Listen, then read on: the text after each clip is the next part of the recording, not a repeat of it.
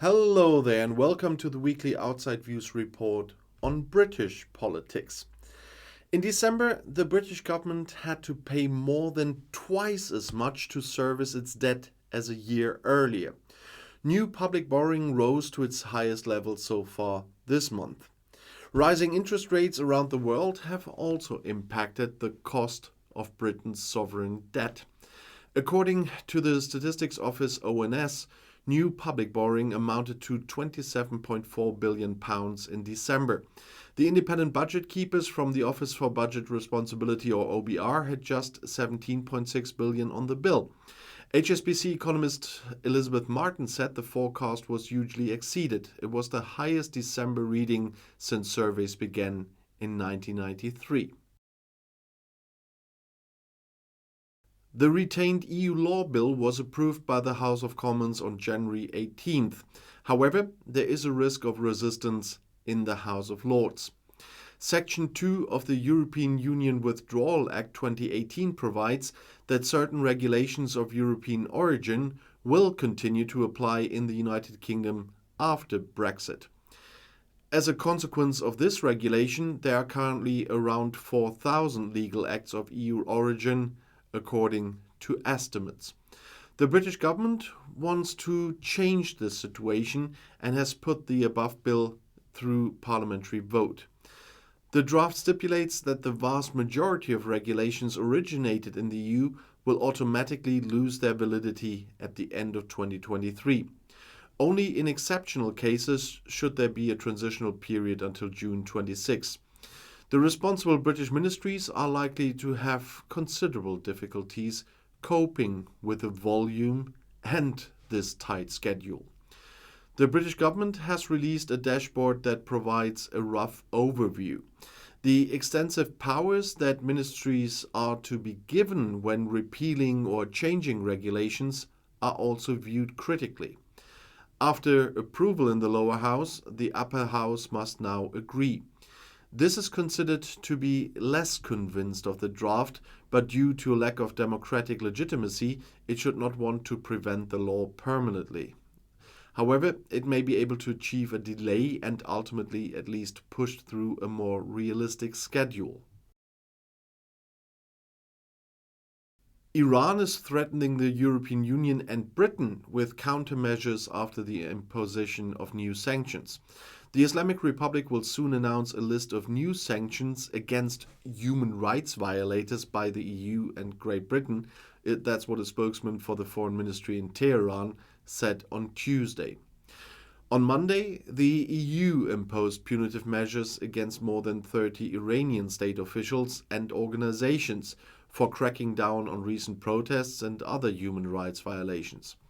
The powerful Revolutionary Guards are also affected. Great Britain and the USA also ordered new sanctions before that. Demonstrations against the country's leadership have been taking place regularly in Iran since September. The authorities intervened with massive force, and several people, or you could even say hundreds, were killed. Death sentences were also carried out. Iran's actions against the demonstrators have further worsened the West's already strained relationship with the leadership in Tehran because of the dispute over Iran's nuclear program. The mood in British companies has surprisingly deteriorated significantly in January. The Purchasing Managers Index from S&P Global fell by 1.2 points to 47.8 points compared to the previous month, as S&P announced on Tuesday in London, according to an initial estimate. Economists had expected an average drop to 48.8 points, and this is the lowest value in 2 years. A value below 50 points further signals an economic contraction. The indicator is thus below the growth threshold for the 6th month in a row. The indicator was burdened by the weakness in the service sector. There, the value deteriorated by 1.9 points to 48.0 points. The decline was stronger than expected. In industry, on the other hand, the indicator climbed by 1.4 points to 46.7 points. Weaker than expected January PMI numbers underscore the risk of the UK slipping into recession, said S&P economist Chris Williamson. Not only short-term stress factors such as strikes and the increase in energy costs are responsible for the weakness. Williamson points to structural issues such as labor shortages and trade issues related to Brexit. According to a newspaper report, the UK will clearly miss its export targets because of Brexit. UK exports will not be worth £1 trillion until 2035 at the earliest. That's what The Guardian reported, citing statements by Secretary of State Andrew Bowie. Former Prime Minister Boris Johnson announced in 2021 that this goal would be achieved by 2030. Originally, in 2012, the then Prime Minister David Cameron had even promised 2020 as a date, but that was long before the 2016 Brexit referendum. If current developments continue, the value of exports will fall from 739 billion last year to 707 billion next year and rise again to 725 billion by 2027. The Guardian quoted an estimate by the Regulator's Office for Budget Responsibility. Secretary of State Bowie blamed the weak numbers on external shocks such as a falling global demand, fluctuating exchange rates and high inflation. He did not mention Brexit, in contrast to business representatives.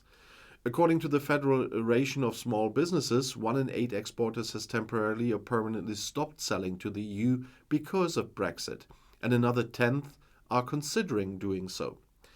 As of January 21, the UK is no longer a member of the EU customs union and single market.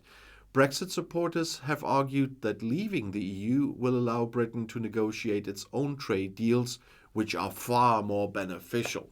So far, however, this has not been successful. The treaties that have been renegotiated to date, for example with Australia or New Zealand, do not come close to offsetting the serious losses in foreign trade with the EU, and the hoped-for free trade agreement with the USA is a long way off. The British government has reported dozens of young people seeking asylum in Britain missing. British Immigration Secretary Robert Jenrick told Parliament that more than 200 children under the age of 18 have disappeared from government-approved shelters, and most of them are boys from Albania. The opposition accused the government of endangering young people. Opposition leader Labour MP Peter Kyle said 76 children had disappeared from a hotel in the city of Brighton. Unaccompanied children were temporarily accommodated in this hotel. The Observer newspaper reported this week that dozens of young people had been abducted from the street outside a Brighton hotel. The inconvenient truth for us is that if a child related to any of us in this room disappeared, the world would stop. That's what Kyle said in the House of Commons. But in the community I represent, 1 child went missing, then 5 went missing, then a dozen went missing, then 50 went missing, and today 76 are currently gone, and nothing is happening, he says. Jenrick said the hotels have security guards, nurses, and social workers to keep the children safe. Many of the missing are being located, he said. Shortly before Christmas, Great Britain's Prime Minister Rishi Sunak approved that he would go further with tightening the asylum legislation. According to the Conservative government in London, people who reach the country in small boats should be able to be flown to Rwanda without an asylum application being examined and instead seek asylum in the African country. Only recently, the London High Court has declared this procedure to be fundamentally lawful. However, such an expulsion has not yet taken place. A first attempt failed in the summer due to resistance from the European Court of Human Rights, and they will do that again, I'm quite sure about this. And this concludes this week's report on British politics. You'll see my next video tomorrow. I'll be back.